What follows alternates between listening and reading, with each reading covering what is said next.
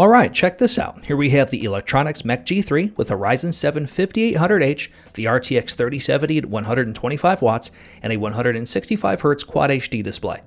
This video will demonstrate performance expectations for Battlefield 5 multiplayer at a 90-degree field of view, ultra settings, and DX11 because it's much better than this title's DX12 implementation. So here's the breakdown. Starting with the MECH G3's native Quad HD resolution and dedicated GPU mode, the CPU will bottleneck the GPU at times, but it is rare, and typical GPU utilization is near 97%. Notice the temps here, however, especially on the 5800H. It will hit 95 degrees Celsius with max fans, and this was within the first 5 minutes of playing. Moving on to Full HD resolution and dedicated GPU mode, here we have a CPU bottleneck you just can't escape.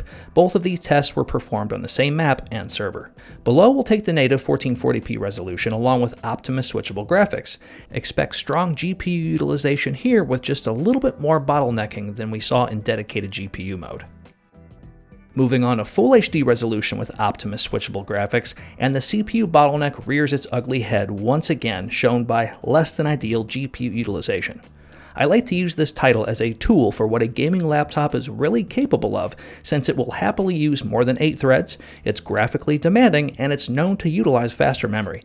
Battlefield 5's 64-player conquest will make most PCs struggle to run at their best.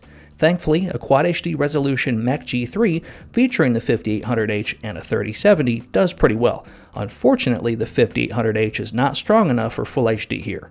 Subscribe and see much more covered on this G3 and beyond.